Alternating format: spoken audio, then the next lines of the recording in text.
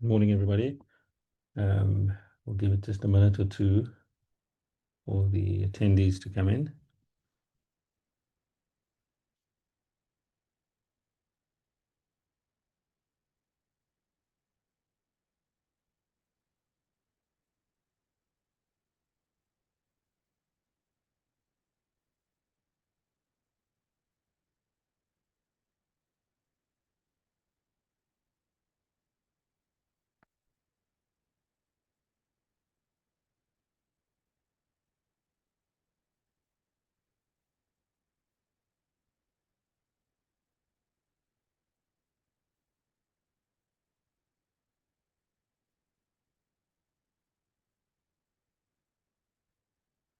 Okay, um, let's begin. So, as is well known, today's topic or webinar is on Japan.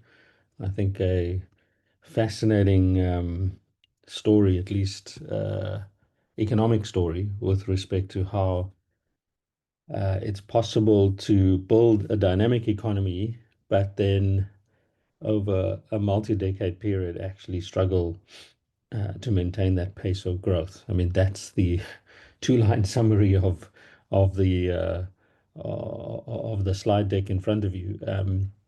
So in many ways, that's what I'll do. I'll give you an overview of this growth miracle that was Japan, almost in many ways the first of the great Asian tigers, as they call them.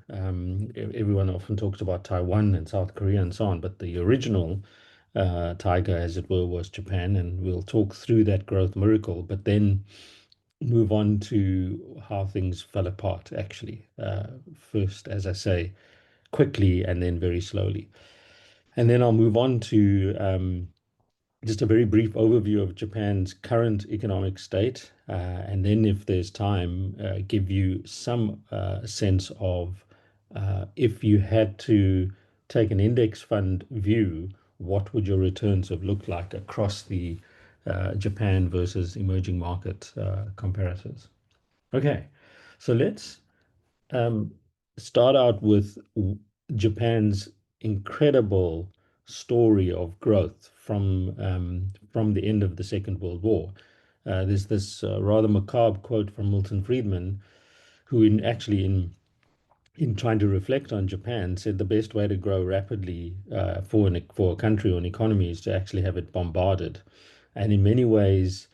Uh, that reflects the Japanese experience in that they turned what was complete destruction of an economy, of a society, onto its head, and they had to start from the beginning. And you'll begin to see why actually that was almost advantageous. But just in terms of the data, what you see is an economy and I'm deliberately stopping it at 1990 so that you can see the pace of growth. What you see on the left is GDP per capita growth of Japan in the blue, the dark blue, relative to the US and the UK.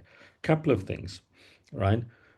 Firstly, by 19, 1972, pretty much, the Japan was as rich in GDP per capita terms as the UK. This was an economy that had been growing at a rate of 9.5%, let's make it, um, over the period 1955 to 1970. So this is what we today would call China style growth, but effectively the Japanese did it first in a period where growth was fairly mundane for the world economy. Japan was the rising star without a question. A little bit like China, and one can see a lot of parallels to China in the Japanese story. Just recall the pace of that growth, right? So over the 55 to 70 period, the Meiji period, which was the great industrial revolution for Japan, pre this period took 50 years, right? Yet Japan manages to do this in 15 years. It catches up with the UK. Note that by 1990, according to this data, right, Japan was actually, on a GDP per capita basis, richer than the US. So in many ways, even though on scale, obviously, because of population, they were smaller, but on a per capita basis, this was the richest economy in the world by 1990. So unprecedented is this growth miracle that that the Japanese are able to deliver to the world economy. I mean, it's an extraordinary accomplishment, right? And if we see China, for example, moving along this pathway, it would be the second in these great sort of transformations. How did they do it? So we'll run through some of the sort of, try and unpack some of the reasons, some of the sort of factors that drove this growth miracle. I mean, the first was it's back to Friedman's point about bombarding a country, right? So after World War II, Japan basically loses the backbone of its industrial structure. The either obsolete capital or destroyed capital stock, right? And so in many ways, Japan is forced to move right to the frontier. So one can think of it in a micro sense of a clothing firm or a manufacturing firm that is carrying old capital equipment. It has to keep it on its balance sheet. It's paying it off. It's amortized the costs and so on. And on a cash flow basis, maybe is unable to sort of change and upgrade that technology. Well, if the factory is bombed and there is no equipment, suddenly you will be purchasing what would be frontier technology. And that's essentially what Japan did across every single industry. So you see on the left, you can see the data showing this rapid rise in the number of contracts, excuse me, signed by Japanese firms to import new technology. And those run across the backbone of what is to become the backbone of Japan's industrial growth story, which is iron and steel, petrochemicals, electronics, motor manufacturing, and so on. All of this then drives a immediate a shift to the productivity and innovation frontier in terms of capital stock for the Japanese economy. But in addition to that, there's also cheap money. So what you have is a banking system, and we'll talk much more about the banking system later on, that keeps interest rates low. Government steps in to ensure that supply side measures are in place, for example, generous depreciation provisions, tax deductions, and so on. And the way in which, so it's almost a progressive tax system on the supply side in a tax deduction system, in that growing firms got larger and larger tax holidays.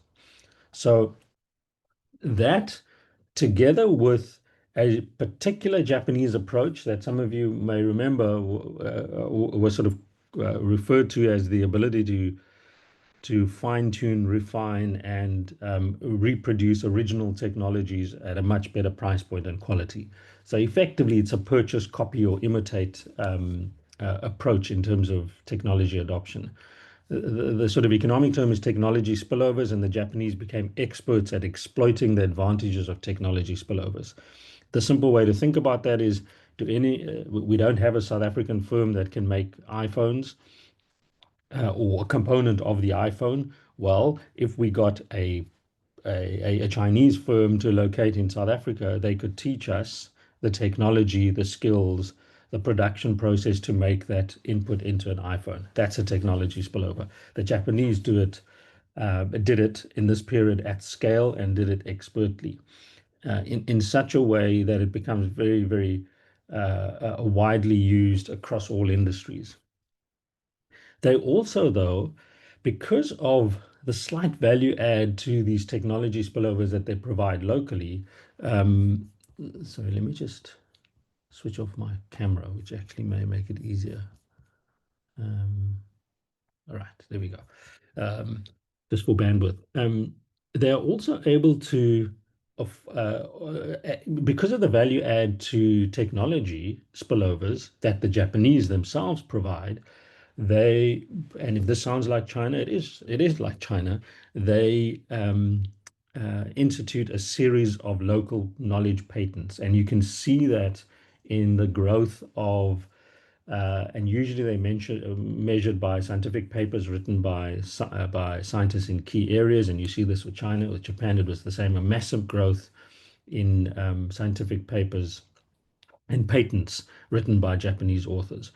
But R&D also matches to this technology spillover approach. And what you see is a rapid growth in firm R&D across all sectors in the economy. So you see, for example, a third of R&D expenditure is spent by Japanese firms on modifying and perfecting an imported technique. And that's a little bit about those exploiting technology spillovers. So instead of being a passive recipient of new technologies, the Japanese, as it says here, purchased that new technology, they copied it, imitated it, and then I would argue added some value to it. And you see that in terms of the data.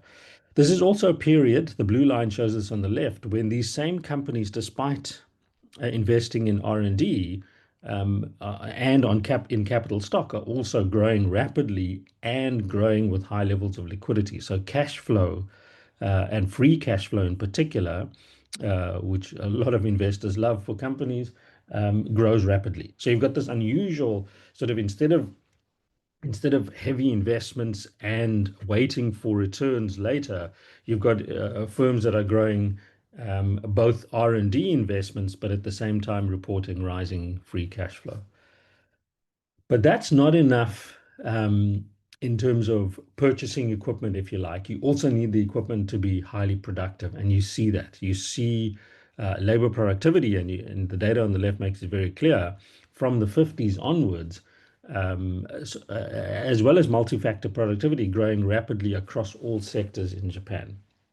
So as sectors ranging from autos to shipbuilding to petrochemicals and energy type industries, as well as telecoms and so on, you've got very high returns to these investments that have come through on the capital stock side.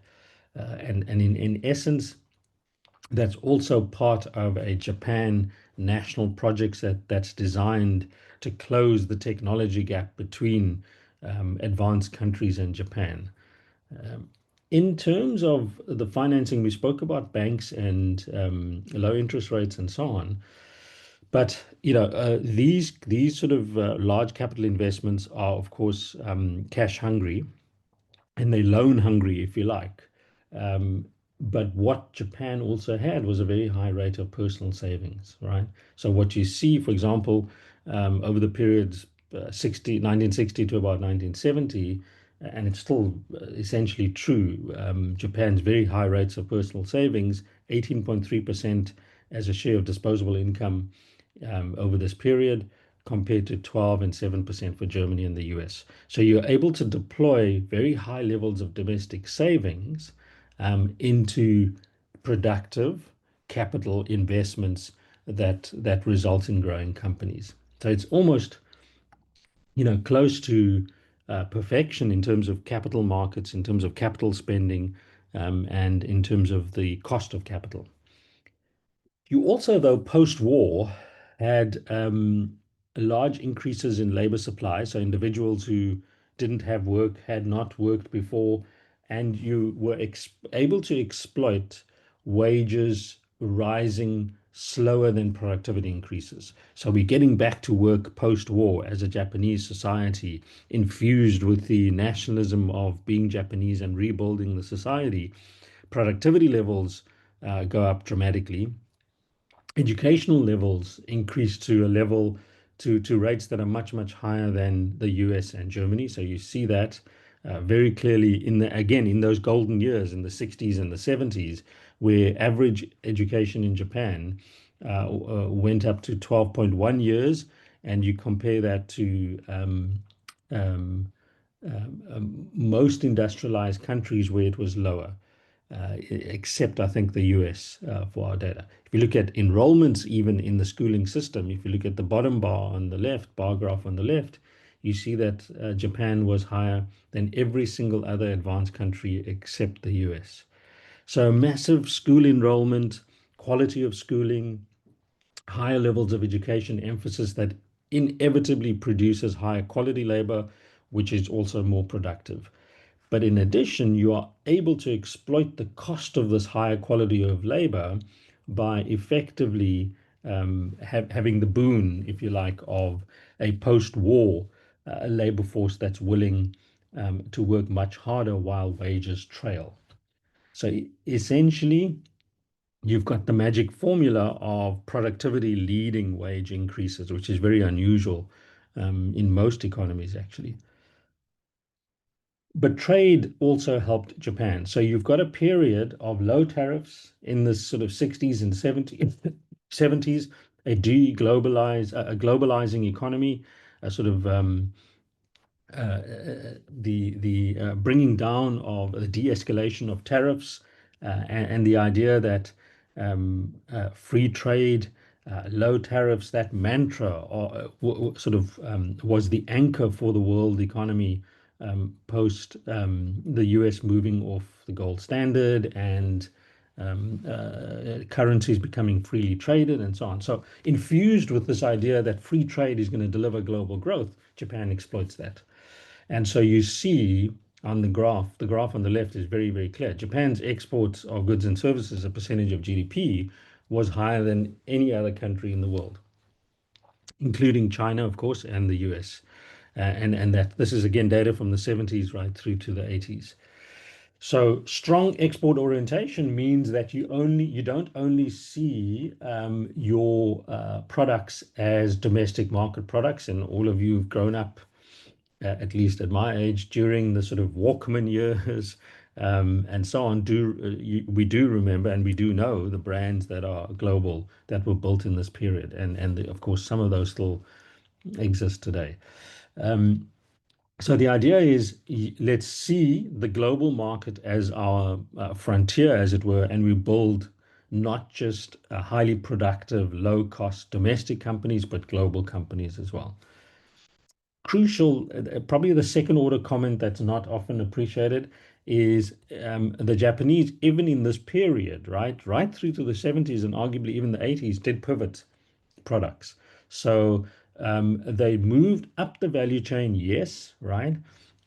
But even over this period, because companies were so dynamic, they were able to fine tune, innovate, and move into adjacent products quite effectively over this period in export markets. But macro factors were also important, right? And when you look at the graph on the left, it is not incorrectly labeled. It's so unusual to see this. But that for me sort of summarizes why macro stability was almost a critical foundation for this growth miracle, is that government revenue exceeded expenditure for a full 20 odd years in Japan. So effectively, the government ran surpluses. I mean, that's almost unheard of these days anywhere in the world. And so that then immediately means deficits and debt do not become a constraint on growth.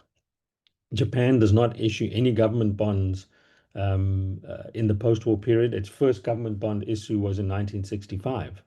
It runs a fixed exchange rate, which gives a lot of stability for exporters. I know there are challenges around that in terms of liquidity, but in this period, it gave a lot of stability for exporters and limited the role of monetary policy, which in this period was actually important. Um, Bank loans and banks in general, and I'll talk to that later, are dominant in the financial system and always have been from the Meiji period in Japan. And so they become the dominant mode for financing capital investment, for financing businesses. Um, and so commercial banks, because of huge loan demands in this period, often lent out more than their deposits. The gap was covered by the Bank of Japan, and that was often referred to as an overloan. Now, the easy money, if you like, low interest, centrality of the banking system was a massive advantage in this period. It becomes, just to look ahead, it becomes the origins of the crisis post 1990. But in this period, the ability to get sort of access to loans at low interest rates backed by the Bank of Japan becomes a critical and a key facet of the growth story. As I alluded to earlier, you also have this large savings pool, and so that means that foreign investors or foreign capital to finance domestic businesses are limited. They play a very limited, if any, role in this early period in Japan. And so, in essence, we see an economy being able to utilize and positively exploit domestic savings for the purposes of expanding domestic industry. It works, right? As long as the savings are put to good use. And we've seen it thus far that they were put to significantly good use. Part of the stability is cross shareholdings between corporates and banks. So what you see on the left are some of them household names to a lot of us, right? So Fuji, certainly, Mitsui, and Mitsubishi are effectively large Japanese conglomerates, but at their core, and I'll show this a bit later, these are banking groups, right? So in essence, you've got these strong cross holdings, almost vertically integrated conglomerates that that originate at the banking level. And so banks then have cross holdings in. Mitsubishi will have a cross holding not only as a banking group, but in microelectronics, in autos, and so on. That means you've got a very strong, close-knit relationship between banks and corporations. You can have long-run investments, a stable supply of potentially risk-free credit. Uh, you are allowed to be buffered during times of difficulty and so on. Hostile buyouts are difficult. Um, that's the positive, right? And so, in many ways, what you have is a very cozy, financially secure relationship between banks and their subsidiaries, or effectively corporations below them that they have shareholdings in. The danger, and you can begin to see where this can go wrong, is that the corporations and this entire conglomerate can become very, very self-enclosed. So managers become less accountable to ordinary shareholders. The stock market loses its tradability in many ways. Information becomes less available for ordinary shareholders. You've got less floating capital, so the free float start declining, and manipulation then becomes easier in these conglomerates. And we'll talk a little bit about that later.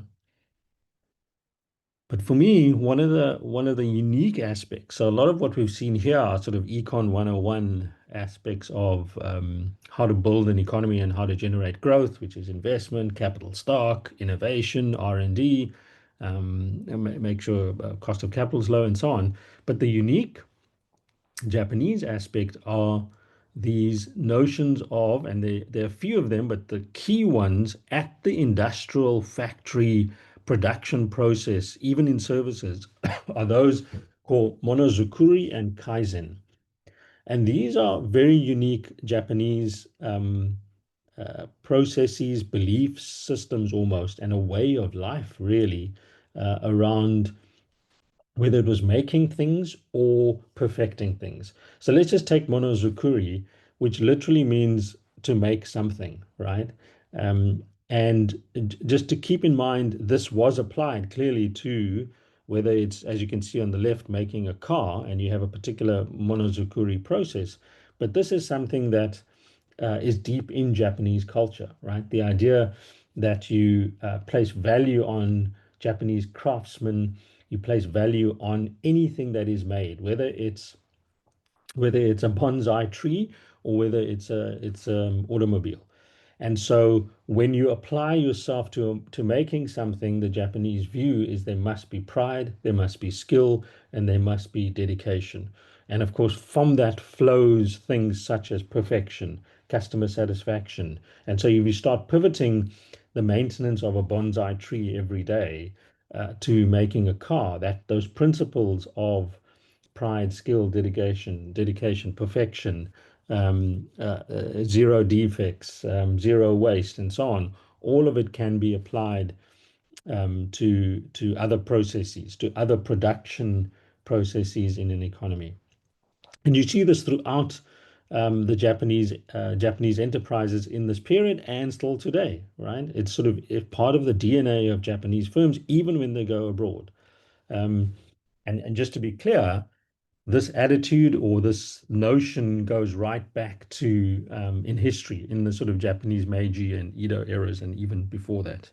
Um, and so, what's often not appreciated is that that's an inherited Japanese way of life and a view of life and a lens on how to live a life almost um, that's been applied to the economy, and you see it in the founding principles of the great modern Japanese firms like Panasonic, Honda, and Sony. Kaizen is one is almost an extension of Monozukuri. Monozukuri, I would almost see as the big framework for how you've got a way of life or how you run a factory. But Kaizen says, okay, but once we get that framework in place, the idea is you have to improve. You have to find ways to continuously improve your efficiency. And it's almost Adam Smith Japanese style, right? And all these sort of Japanese terms of eliminating muda or waste, right? And there's this idea of the seven muda of the Toyota production system, for those of you who've seen it, right?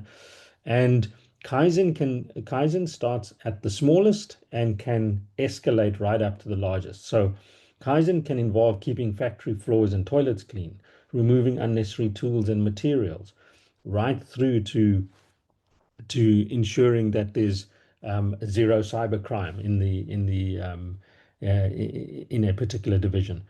So that then is imbued in every single production process, and that was imbued from every single starting point of a new enterprise post-war.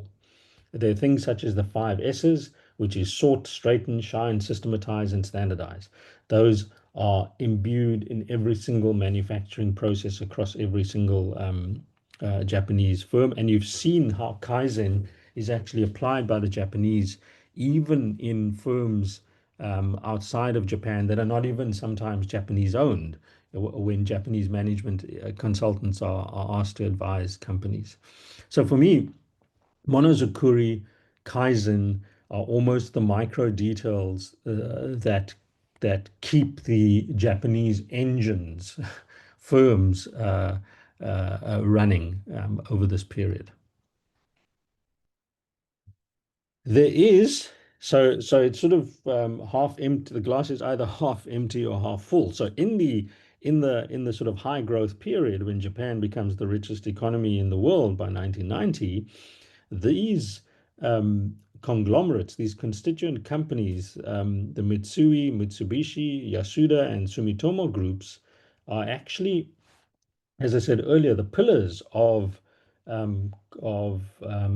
centralized ownership control of the economy that gives it stability, gives them low credit access, and so on. So the way I like to look at it is if you think of these columns as essentially the big zaibatsus or wealthy cliques, even though they were partially destroyed in the Meiji era, they essentially come back, right?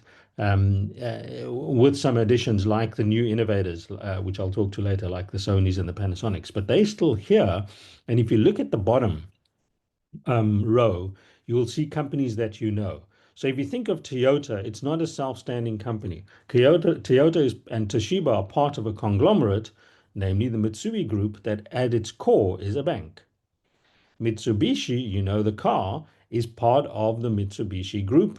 At its core is a bank, and so on. Canon and Nissan, right, affiliated through Fuji, are at its core the Yasuda Bank. And so banks, effectively through this vertical integration, become, just to repeat the point, become this source of cheap credit and stable credit, allowing the growth of these firms.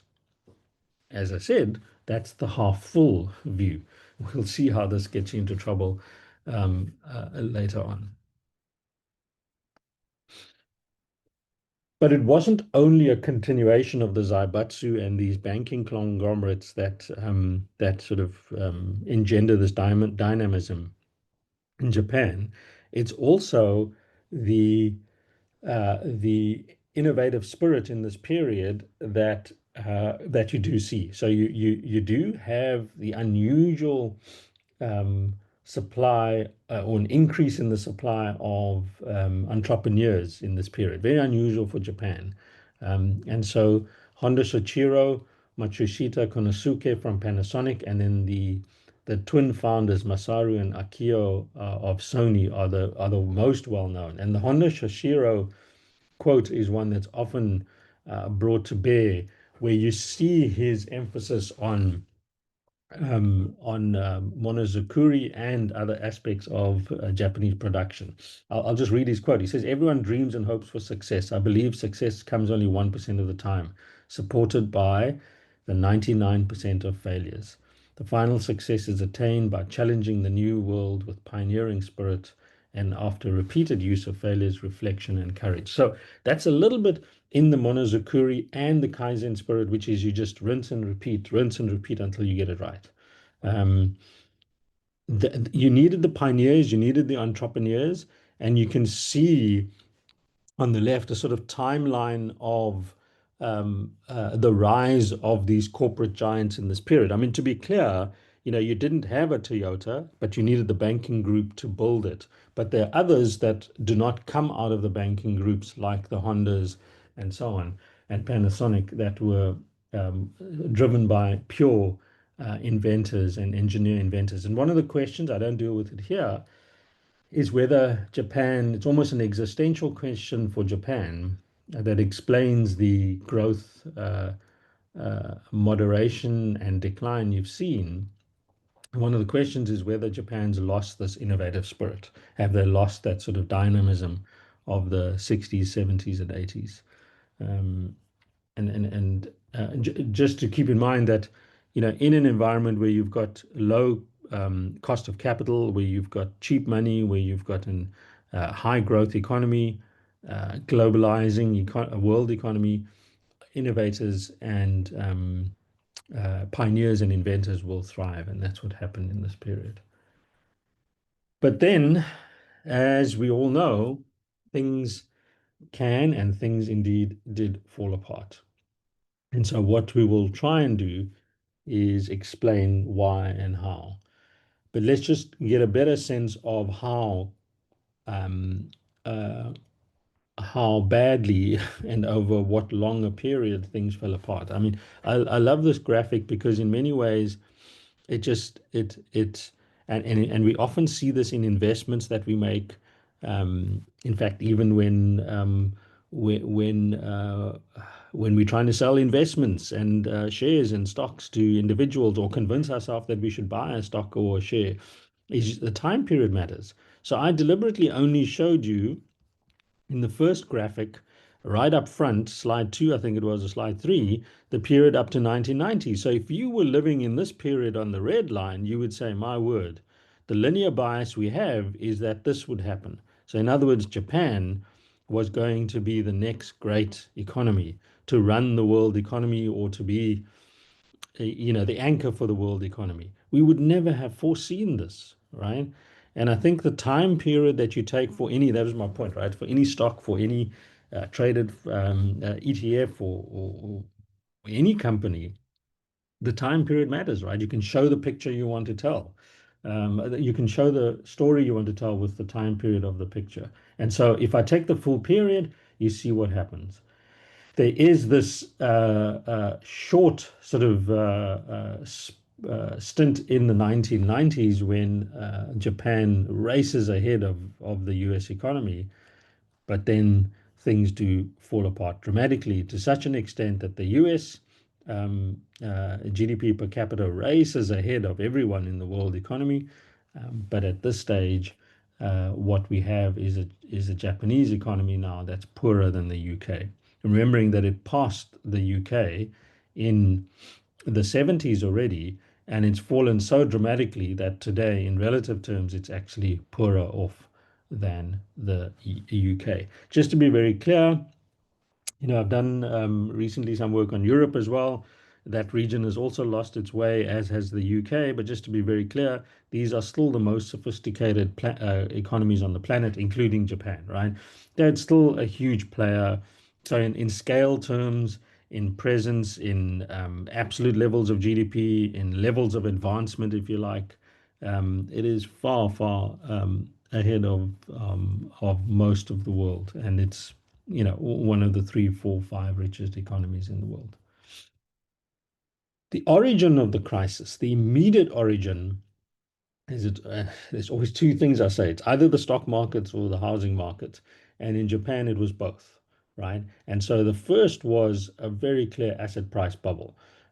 You had share and property prices that just became increasingly inflated and sharply so. And you see it in both graphics in the sort of late 80s, early 90s. Stock prices are 5 times their value in 1990. So you immediately have clear evidence of froth and an asset bubble in in stock prices. This then gets reinforced. So this is the danger. It gets reinforced. It wasn't just a financial crisis in this period, but it became a housing market crisis because you see real estate, particularly in the large cities, Tokyo and Osaka, and then to some extent Kyoto, you see a spike in housing prices as well. So now what you've got is overvalued assets on companies' balance sheets, right? You've got scarcity of free float, which was a problem earlier because the conglomerates controlled large swathes of equity on these big listed entities. And so the demand then spikes in this exuberance, right? So it's the classic everyone in the street is buying or wants a piece of a company, and with a limited free float, prices start going higher and higher. Um, Shares then are used as collaterals for securing loans, right?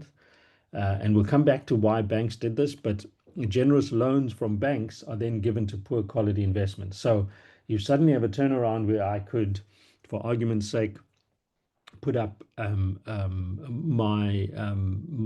stock holdings in a particular company that have now 5 times their value to purchase property. So what you've got is irrational exuberance. You've got a mistaken belief that there is no limit to stock prices, and we've seen this before.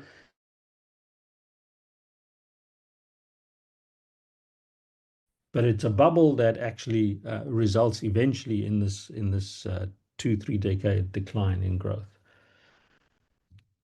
The more I look at this, I mean, and there are a lot of theories, by the way. So there are a lot of theories um, about this growth malaise of Japan, and I think all of them have a little bit of resonance, but they resonance, whether it's property markets, stock markets, the banks, demographic decline, all of those that I'll get to have different weights attached to their importance, and their weight and relevance changes over time. So depending on the time period.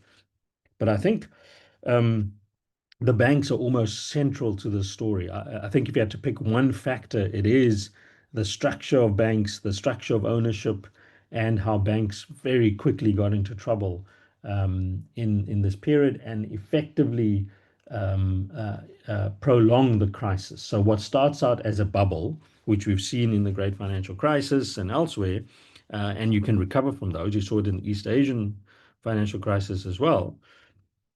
I think becomes an overwhelming factor that Japan is unable to recover from because the banks are so central to the story.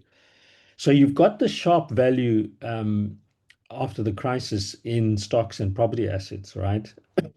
And so what effectively happens is your financial crisis spills over to the real economy. And so by 1992, is in recession, right? Um, but what you have, as we saw, is the close links between banks and industry. So this fuels and sustains a real economy collapse, right? The state steps in to try and bail out banks. That doesn't work and doesn't resolve the crisis. Um, but in this period, right? And so part of the argument is that this crisis was preordained because in the 80s, the central bank and Japanese government deregulates the Japanese banking system. In doing so, you suddenly have increased foreign and local competition in banking. So these large dominant banks that we saw earlier in that table actually lose some lucrative corporate customers. So they rush off to go and find these untested and more risky borrowers in a period when you've got irrational exuberance. So they go into property investments, small businesses, the next tech fad, and so on. And in trying to buff up their loans and their balance sheets, these banks make mistakes. Because they were old style, large banks as part of a conglomerate, they lacked the capacity. They didn't have careful, eagle-eyed credit committees. They didn't monitor these borrowers and the projects, and essentially overlent. So you've got then this festering of bad loans sitting in the economy, and that comes up in the data.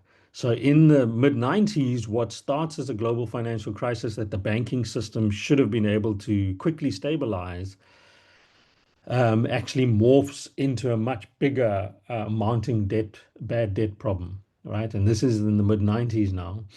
Um, and as we get onto the cusp of 2000, you now have a real fear of commercial banks actually defaulting. So um, that's when the BIS starts saying, the Bank for International Settlement, saying, but hang on, we've got these cards, these capital adequacy requirements, and you as banks in Japan are struggling to meet those standards in those ratios. And so you then do see banks falling. And Yamaichi Securities, Hokkaido, Takushoku Bank go bankrupt, and two others as well. You then have the banks trying to shore up their credibility. So they're trying to improve their BIS ratios that come through as a standard international requirement. And so they start lending less. So they start lending less, not just to SMEs, but generally start lending less.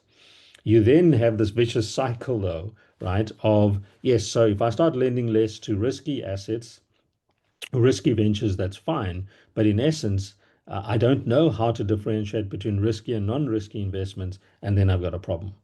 And so then I have a problem of no capital to fuel good growth, as it were.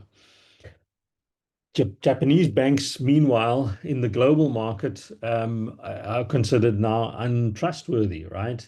And there was even a sort of Japanese premium that was charged on international borrowing by Japanese banks. So any international borrowing that the Japanese banks wanted to engage in, there was a premium to be paid. And so you've got this festering problem that starts growing within the banking system that in turn has now, post the bubble, turned into a real challenge for the real economy.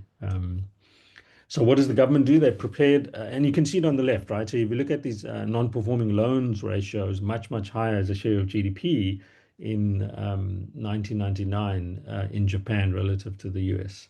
Um, the government does try all sorts of things. They weren't passive. They sort of try and recapitalize banks. They try to manage the closure of weak banks, but they're always behind the curve in terms of a banking system that's slowly beginning to grind to a halt, in a sense, or become an obstacle um, to growth. You also, though, and this is where there's been so much written about Japan and trying to, fancy econometric models trying to sort of separate the different effects and causes of this 20, 30-year growth malaise. There's a very strange thing going on in terms of monetary policy, and many have argued that it's almost within the psyche of the economy now, having been battered in the 90s and early 2000s by an economy that's just unable to recover, is that monetary policy seems to be broken. So what? What normally happens is that the central bank controls the monetary base, which is deposits by commercial banks at the central bank, right? And in that control, they are able to influence the money supply and commercial banking lending, right? So that's the standard monetary transmission mechanism. And you see it on the left here, where control of the monetary base moves almost in concert or is highly correlated with bank lending, right? So in other words, if you control banks effectively, right, through the monetary base. That's how the central bank, and therefore through the interest rate, the repo rate that it sets, it then has a knock-on effect on borrowing by banks, right? Lower interest rates, banks follow with lower commercial rates, and that kickstarts the economy. So monetary policy is central, as we know, to growth, to investment, and so on. But what you have is the significant disconnect, as I say, from the 90s onwards, right? And particularly, I think, in the post 2000 period, where you get this monetary base being pushed up by the Bank of Japan, right? So they're trying to encourage investment in the economy, but there's no visible increases in money supply from banks. In other words, there's no bank lending going on. Bank lending essentially remains flat, right? And so banks, in a less extreme version, it's what you see in Europe, are just unwilling, unable, let's call it perhaps even existentially affected by the 90s, even in now into the present period post 2010, are just unable or unwilling to turn business loans or to turn money supply or cheap money into viable investments. So the Japanese monetary transmission mechanism is actually broken, which is a very unusual situation. It's very you don't see this often in other countries. In Europe, for example, what you have is a banking system that just takes too few risky investments. So they don't invest in VCs and high-tech firms, and they end up going to the US. But they still do invest and respond to changes in the monetary base. But just going back now to this period and almost coupling it with the asset price bubble and the property price bubble in those three cities, is effectively you had the onset of very, very easy money. Um, and in retrospect, money supply is probably too high for this economy growing at about 4%. Um, and in many ways, the Japanese central bankers couldn't see the logic of actually increasing interest rates, which they needed to do, because they looked at inflation that was near zero and they said, well, there's no reason to do so. But the signs that they missed of easy money were the crucial ones. Enriched people, very un-Japanese like, bought luxury goods, traveling all over the world. Too many office towers built in urban areas which were unfinished or remained empty. Has shades of this in China, for example, and all the amusement parks and resorts that were developed in this area should have been clear signs.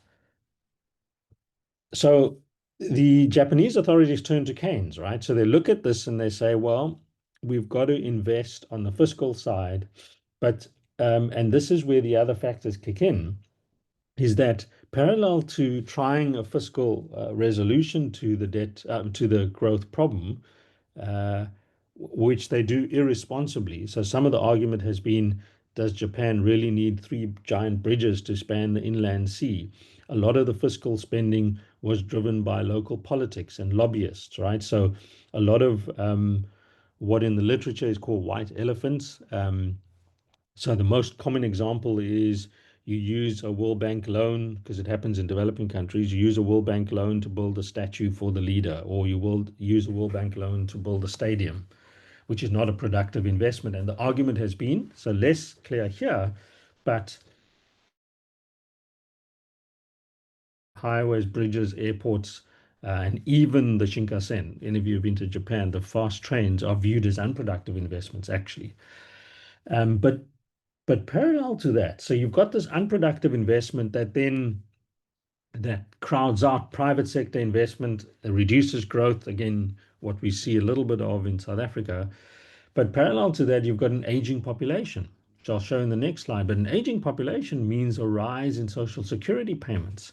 And so effectively the two together mean what you see on this on the left here is that debt to GDP ratios start spiking dramatically. And so the idea that you can and should use fiscal policy to kickstart growth was not used effectively by successive Japanese governments. And then secondly, or you could argue perhaps the charitable interpretation is that investment didn't yield the returns that were expected, the infrastructure investment. Um, but parallel to that is this demographic bulge or aging population that sees social security payments becoming close to 33% or a third of total expenditure, and that's not going anywhere. And as we know, debt to GDP ratios that start spiking will be at some point a further break in growth. So as I said, you've got so when in the end of the World War II, 45, in that period you had this workforce that was ready to roll up its sleeves. They were young, they hadn't worked before, they were incredibly productive, willing to accept lower wages as they sort of built their way into let's call it middle class existence. Now you've got a very different problem. You've got an aging population who are not productive, who are dependent on social security. And you have the extreme version of what's happening in parts of Europe, which is depopulation, right? The share of the working age population peaked at 70%, it's now 60%. You've got essentially a society that's more orientated towards supporting retired people, therefore the higher tax burden and social security contributions. Effectively, Japan struggles with something that we find very difficult to understand, but it's a labor shortage, right? And there are ongoing discussions, fractious ones, because Japan's a very monolithic society around immigration and around importing skilled and frankly unskilled labor to keep up productivity levels, to keep up production just generally in all areas of the economy, both goods and services. So that's a debate for Japan they haven't been able to resolve because of the nature of the society. But in essence, labor shortages pushes up wages, makes Japanese firms far more costly, makes services more costly, even if they're non-tradables, and that has all sorts of consequences that reinforce low growth. Latterly, I think there are a whole range of other factors that have come to bear. And if I just pause here, if you're starting to think that, it's almost as if Japan in the sort of 60s to 90s got the whatever the phrase is, they were given the golden goose of every single positive factor coming together in one uniform way, whether it was productivity, whether it was R&D investments, a world economy that was expanding, a fixed exchange rate, low interest rates, all of that was a perfect combination to drive its growth. It's almost as if in 1990 somebody walked into the Japanese economy and switched off the lights, and every single other factor that could be negative for growth occurred. The banking crisis, asset price bubbles, irrational exuberance, um, aging population, and then, as you see here, the emergence of China as the factor of the world. So China now becomes a direct competitor, as it's done to Europe and South Africa and many other countries, direct competitor to Japanese manufacturing. There's the notion that the Japanese economic system of long-term relational systems, that's the vertical integration, but also lifetime employment, seniority, to very, very formal, some would argue sexist managerial system, all of that's become obsolete. It was very good if, or it can be very useful in ordered system. It can be very useful when you're building an economy, but less potent when you reach high income country status and you need innovation. You need creative distraction. You need a little bit of irrationality to grow your economy, which the US is much more able to do and set up to do relative to a country like Japan. But there's also this the hangover from the 90s where pessimism has set in. Um, the aging population are just unwilling to see their way to dynamic investments or release their savings to risky investments. Um, there's an uncertainty about income, about jobs, rising tax burden, and this pessimism has imbued the entire society for almost 2 decades, it's a constant sort of hum and negative hum and reminder of the possibility of collapse again for Japan. Um, and then the argument is, well, they lack this political will and leadership. There's no prominent leader. There isn't this great leader who's going to transform Japan. But the question I had as I was sort of preparing these slides is, well, so what happened to the big corporates, right? So did they just disappear? Or how did they maintain them? Because we still have these great companies you see on the left, right? Whether it's Sony, Uniqlo, Mitsubishi, Honda, Toyota, those are global brands. So how did they survive? Well, they pivoted to international markets, right? And so they explicitly didn't sit on their hands, as it were, right? Those companies, the Toyotas, Sonys, Canons, and so on, grew their revenue bases outside of Japan, in emerging markets, in the US, in Europe.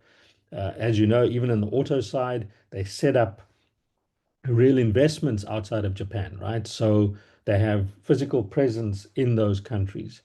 Um, they also made sure, right? These companies made sure that they retained their low debt to equity ratios. They kept large cash reserves, and they still do. So that conservatism benefited them in the early days of the price bubbles, but of course continued to be a benefit to these economies during periods of shocks. Um, so again, part of the advantage of inward looking and protection and a strong banking link as part of this vertical integration is that a lot of these companies were actually survived through this difficult period. But they also adapted, right? So a lot of the leading firms, often underappreciated, right, did shift from hardware to services to software. Sony is a good example, has moved away from TV. I don't know when last you've seen a good Sony TV. Everybody's buying Korean brands or Chinese brands, and Sony's moved where? Into gaming, streaming, and content, right? Same with Hitachi. Fujitsu have actually moved towards IT services and infrastructure. And you see that in the transformation of the economy and contributions. Um, look at the diagram on the left and don't think of Japan as this sort of backwater or whatever. Still the largest installer, second largest installer after China of robots based on the latest data. So very much core the core lifeblood of those dominant economies remains, which is high investment in R&D, a strong focus on education, on technology, on engineering excellence. All of that still remains. If there was, I would argue, a dose of risk-based um, risk-based financial support to innovative firms in the way that you see it in the US, you may see a sort of revival of Japan. Okay, let's just quickly run through because there's a lot of information, but let's quickly run through where Japan is today. It still struggles with very sclerotic growth. I mean, I had to double check that that growth rate was right. You know, it's an economy that sort of reeks of this 30-year malaise, right? It had a technical recession at the end of 2023. I don't think anybody even batted an eyelid because Japan has fallen off its perch, so to speak. There is there's some hope that from the IMF forecast growth going to come in at 1.2%. Interest rates are very, very high. Can you believe that? At 0.5%, which in many ways is almost something worth fi worth interrogating as a positive aspect, that the growth story may be unlocking a little bit. Maybe I'm reading too much into it, but that interest rates are starting to reflect um, um, economic activity. Inflation being high is a good thing for Japan. So Japan often struggled with very low levels of inflation, a sort of liquidity trap, savings trap, and that has almost reinforced low growth rates. Unemployment's ticked up a little bit to 2.5%, and that is mainly uh, um, uh, sits side by side with a labor shortage, noting that female labor force participation rates are consistently below males, although that gap's closed.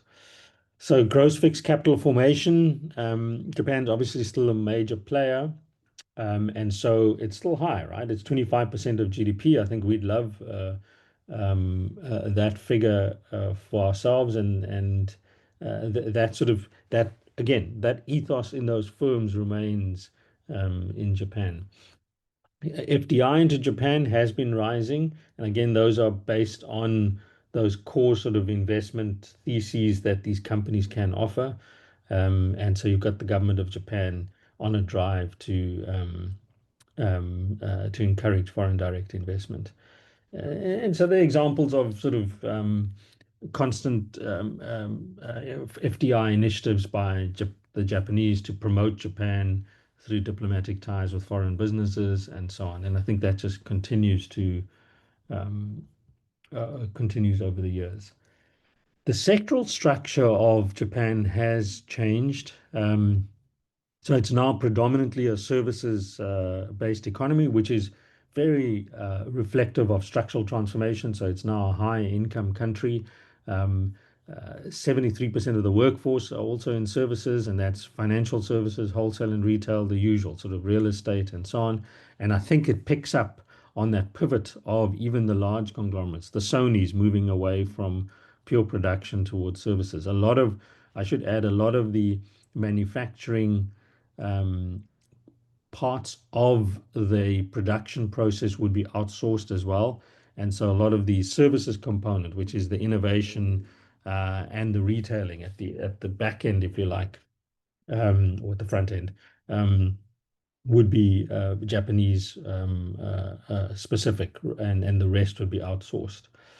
And so I think you see Japan reflecting that changing industrial structure, but you still have a solid component of automobiles, electronics, refined and processing steel, and so on um, in Japan. They've just out of interest, as we look to South Africa, 3% in agriculture, but they, like Europe, um, very strongly protect their agricultural base. So one of the things we struggle as South African agriculture exporters is to access the Japanese market, because the those not the tariffs, those non-tariff barriers are arguably very artificially high to protect local farmers. But the hangover remains, right? And it's a constant reminder to Japanese who are, in most cases, very, very um, astute savers and focused on saving, that Japan's debt is currently the highest in the world. 230, well, of all the developed markets, 236% of GDP, um, and it's the third highest in the world, right? Even though there's a sense in which it will decline, it is a concern to Japan. And just remembering, as I've said before, I think in webinars like this, it is Japan. So we can't sustain 200% to GDP, debt to GDP ratios, because nobody trusts us to pay, would trust us to pay that back. But in the case of Japan, it is able to sustain, um, or at least there's a confidence that it can sustain those debt levels. But it does mean it's paying 40% of GDP in debt servicing costs, and that's going to increase. So if I had to pick a concern for growth going forward, it's now these macro debts that I think, they can figure out workarounds for cost of capital. They can figure out workarounds for immigration and labor shortages. But I think the debt to GDP ratio with this demographic component is a huge, probably the most important brake on growth in the current context for Japan. Um, as we've said time and again, Japanese, both corporate and household savings rates are very, very high. You see the gross savings in the top graph, and you see corporate savings in the bottom graph. I mean, household savings readily exceed 15%. In the early period, 61 to 86, even though they've come down, they're still extraordinarily high. Um, and the gap, the corporate savings culture is sort of intrinsic to Japanese firms. The argument could be that these are unproductive savings, that corporate savings reflect an inability, unwillingness, too risk averse a nature to release some of these savings into viable investments, some of which may succeed and some of which may fail. But that's the dynamism you are after in order to kickstart growth. And I think that's where Japan's stuck, right? Um, as a second order after the debt levels. But the savings, right, also can be an advantage, and I think it has proven an advantage, although it's not in the media around the trade negotiations. Um, and so the major foreign holders of US Treasuries, the largest single country foreign holder of US Treasuries is not China, it's actually Japan. And you can imagine that that is and has been used as leverage by the Japanese in trade negotiations. And I think that's an important thing to keep in mind. So I'm just aware of time. So I'm a fan, as you may know, if you've come to these webinars of this sort of economic complexity analysis, and I thought I'd apply that to Japan just to give you a sense of, just as a reality check of how complex this economy is. I won't go through how you measure economic complexity. Hopefully, you all understand that by now. But here's where Japan is, right? It's ranked by the Harvard ECI, this Economic Complexity Index scores, as the third most complex economy in the world. So it literally is only behind Switzerland and Singapore, possibly Germany in some cases, but in essence, one of the most complex, sophisticated economies in the world, and of course, yielding very high GDP per capita figures. It's maintained that position. And I think that's really important because in some European economies, you've seen a dramatic decline and a falling behind, right, in economic complexity rankings. And I think this is, I'm giving a little bit of an advert for what will hopefully be one of the future webinars, which will be on Europe. And you do see dramatic declines, for example, in France and other countries in economic complexity. So one of the good things I would say, if I was sort of trying to score Japan, is to say, thank goodness we've retained or the economy has retained its broad industrial structure and sophistication instead of deindustrializing. And I think that's quite important. Um, what does its export composition look like? Well, as we saw, its ECI ranking is still third, but its global market share is dominant in vehicles, machinery, electronics. So in that cluster over there, which is the high-tech, high value added, capital intensive type products, Japan is still very, very dominant, even though its share has declined, right? So you see it in these big products, vehicles, machinery, and electronics. It's been able to pivot. So part of what it learned in the 80s, in the 60s and 70s was pivot away from textiles into machinery and then into electronics and so on. It's been able to do that at the micro level. Um, so if we look at its exports by destination, the US and China are currently the largest importers of Japanese goods, and that's 19 and 17% respectively. That's why the negotiation with Japan was really important for the US. Um, The largest exported goods that it sends to the US, right, is cars. That's 15% of the, sorry, 35% goes to the US of all cars, but it's 15% of its total basket. And it's the brands that you know, Toyota, Nissan, and Honda, integrated circuits. And you also have this TSMC factory in Japan, which I think is an interesting pivot for TSMC, relative to their factory in the US, which I think is going to struggle. Um, so this is sort of the tariff discussion is such a moving target. I mean, I know they've had a deal that's been signed. I understand it's a political deal, and they are currently working out the details. But I do think US bond ownership by the Japanese is a key bargaining tool. I don't want to spend too much time on the slide because, who knows what Trump does tomorrow. But in essence, I think what is important is wherever they land, and they're probably going to end up with elevated tariffs on the specific goods. I know the average has been decided already. Um, Japanese real GDP would decrease by about 0.3% in 2025, 0.14% in 2026. Um, and if there's retaliation, though, right, you actually see lower declines in GDP. In essence, as is the case with most of these trade and tariff GDP models, the effect on countries' GDP is actually quite small. I think so when you look at the macro GDP effect, as it is for South Africa, you'll see quite small numbers, but the real effects play themselves out at two levels. One is at the product level, so you will see, whether it's citrus or in the Japanese case, autos or so specific products will see big declines, which means industries and factories in that product will see declines in employment or challenges that the state would need to respond to. And then the second level, you will see magnified effects, if you like, is at a regional level. So if you see a certain part of Japan is dominated by those products that are going to be hardest hit by the tariffs, those regions will experience significant growth declines, employment declines, and so on. And I think that's something to keep in mind, the sort of differentiation between the micro and the macro effects.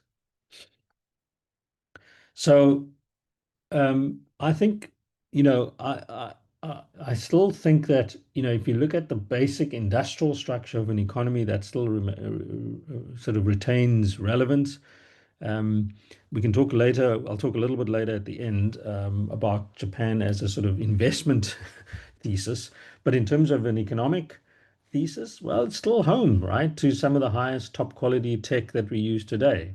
Um, it's got the second largest car producer in the world. They're even pivoting to EVs. I know they're behind the curve relative to China, but they are still dominant. If you look at semiconductor producing equipment, whether it's silicon wafers or photoresists, Japan's right there and dominant. Medical devices are a huge growth area. They exported 20% of the industrial robots, and so on. So you've got a very high-tech, niche product-focused economy that has retained its foothold in the world economy. It hasn't slipped off those key products.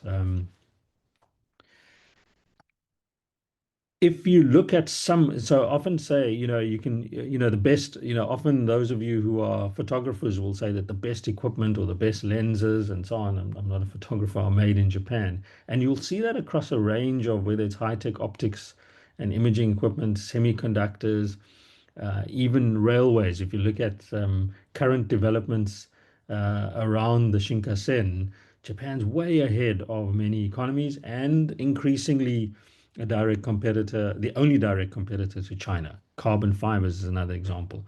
So for me, those niche products of Japan mean, just if I put an investment lens on, that if you're looking at companies, and I often say Buffett's second largest country exposure outside of the US is actually Japan. And I think at a company level, you'll find lots of solid frontier, well-run, high cash flow, low debt company investments. As a country thesis, perhaps less so. And so when you look at Japan investments across the index comparisons, that's where it becomes a slightly harder thesis. So just to step back, looking at our investments across the MSCI, ACWI, and World, for example, what kind of exposure are you getting? Seeing that we're looking at Japan, well, it is the second largest exposure. So that again explains the dominance of these large economies, at least large companies, despite this growth malaise. Um, so apart from the US, 6% of the your exposure to, at least at May 2025, your exposure to MSCI World, 6% would be Japanese companies, 5% on ACWI, Japanese companies. Overwhelmingly, let's make it 70% is US, but in essence, your second order of magnitude would be Japan. Which are the top Japanese companies in the MSCI world? I always think that's useful just so you can almost have a radar if you're watching your investments at a distance. Which are the top Japanese companies? Well, you have them listed there, right? So Toyota, Sony, Mitsubishi, and a few others you will know very well. You also have fast retailing, which is Uniqlo, and Recruit Holdings, which are relatively new, I think, or perhaps non-traditional in terms of not being an industrial or financial companies. But note that no company weight, Japanese company weight, exceeds 1%. So the largest is just under 1% of Toyota. So I just, if you took the Signia iTrix products and you compared the performance across the different time periods, and you took the UK, the MSCI Japan, S&P 500, and the Euro Stoxx 50, is it? I like always taking non-time dependent reviews. So give me the longest time period and tell me how Japan would have ranked relative to other iTrix products. And you can see that since inception, you would have basically not done as well as the S&P 500 or even the Euro Stoxx 50. Since inception, Japan is ranked just only ahead of the FTSE 100. So I think that as an index, you'd probably be better off. I'm not giving investment advice, but just on this data here, you're not looking at a high ranked index in terms of Japanese investments. However, perhaps it's an active manager's playground if you're looking for specific companies. Even if you look at the S&P 500 and compare it to the Nikkei 225, it's not as if you go direct, you're going to see a better performance, and that's true even over the longer period. So, in conclusion, sort of a whistle-stop tour of Japan's economic history and then the current state of the economy. I think it's a two-part story. It's one of the world economy's greatest success stories, an absolutely unbelievable performance, right? It's sort of the equivalent of running the sub 2 hour marathon, in my view.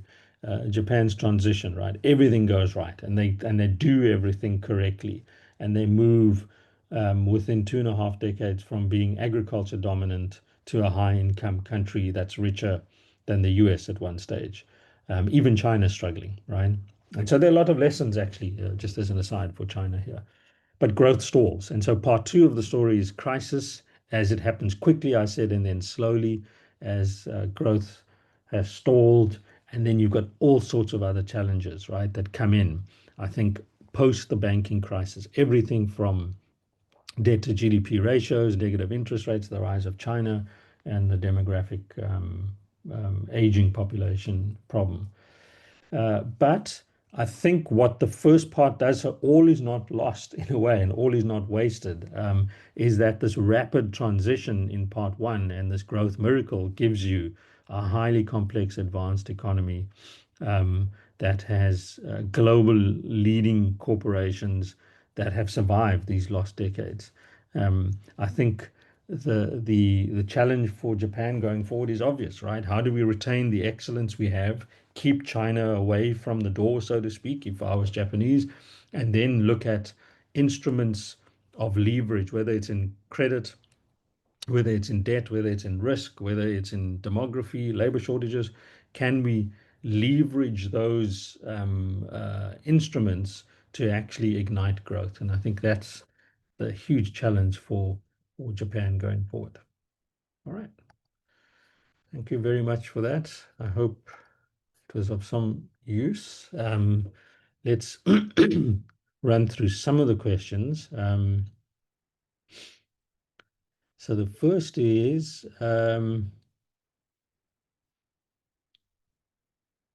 the first question is, Japan rode on a massive wave of investment, R&D, tech related, but this was a once-off phenomenon for Japan, highly unlikely to be repeated in Japan.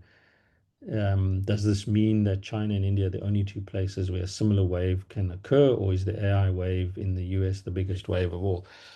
So that's from John. I mean, I think my point really is, you can repeat it, right? So you can do riskier early stage investment or private equity type investment.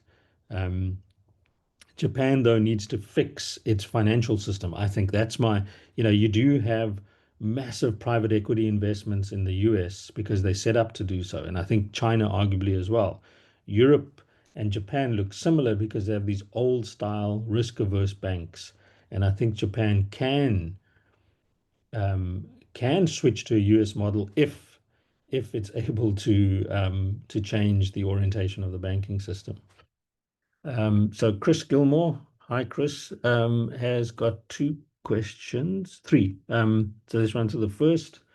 Monozukuri and Kaizen sound like extensions of the basic Japanese personal philosophy of being respectful to individuals, taught at schools, regarded as being more important than exam. I agree.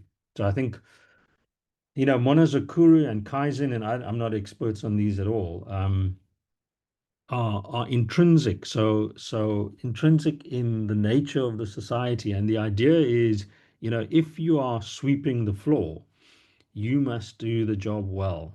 And you do it as if it's the most important job at that moment in time that you need to do. And you repeat it and you perfect it. It doesn't matter what the task is. And I think that is um, an extension of showing respect to whatever task is at hand and giving it all your attention. And I think that's very, very true. It really is a culture that's specific to Japan. Um, Chris also asked, why is Japanese society so monolithic? Why is it? Yeah, I mean, those are difficult questions. I mean, it's possible that language is one barrier. The society inherited itself. The society has always been, and it's an old society. It's a society that historically has always sort of existed on its own in an island, and therefore much much harder to to break into, as it were. Um, and then it just feeds off itself. I think it's a very difficult hurdle to overcome. I think that may be one of the challenges for innovation and risk taking that Japan faces. I mean, it is changing with modernization and with urbanization, but it's an incredibly difficult veil to pierce, as it were. Um, Reluctance, Chris asks, of all the Japanese to spend sounds eerily similar to what's happening in Japan, in China, exactly. And you see that. So that's why I've sort of, I mean, I don't have a thesis. I don't have data.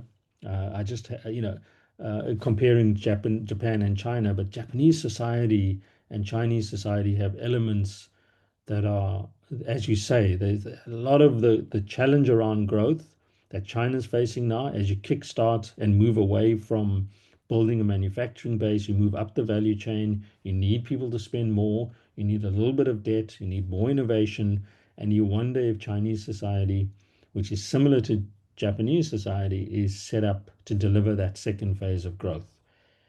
And I can't help thinking that this may be history repeating itself, but let's see. Um, so Shimyon asks, have you covered Japan's mentality of if it's not broke, don't fix it, where their back-end systems and interfaces for banks, online stores have not changed since the 90s and outdated and cluttered, exactly. Reinforced by the aging population, not being comfortable with new, unfamiliar. So that's, Shimyon, you're exactly right. So there are parts of where I think, if you're trying to build a society post-war, you need to be united. You need to have a singular goal. All sorts of, but you don't need to take risks, right? Everybody doesn't need to be different or think out of the box or keep up with new innovation that's imported. And you've seen the lagging, right? You've seen the lag in some areas in Japan, but it's fits and starts. In some cases, what the Japanese have done is to adopt some parts of technology that are ahead of the curve, but there are large parts that just seem outdated, and I think that has held back growth. Is government a challenge? Tagaraj asks. I think so. I think you've got a government that doesn't know how to fix the economy. I think you've got a government that's also, I mean, mired in corruption from time to time. Keynesian policies don't work, and so on. Um, okay, I'm just. Yes, so homogeneous societies, it's a little bit like, so Matt has got a question. Deglobalization means I concur with niche managers, but deglobalization and less trade means currency affects returns. The yen, where will the yen move and potentially play out on returns? I mean, yeah. So it's an exchange rate question, Matt. I don't have a sense of, where the US dollar is going to move in the next day. Nobody could tell you. Never mind the yen. But I think the broader point about homogeneous societies is true. It's an advantage in some respects because you can move as one and you can overcome and you can build and so on, but it can become a negative. And this is the period where you do need almost, for Japan, they need heterogeneity in the society, they need innovative thinkers, they need disruption, and I don't think they set up for that. All right, I think I've answered all the questions, but thank you very much again for attending, and we will provide copies of the slide deck to those who are interested again. Thanks very much, everybody. Look forward to the next one. Bye.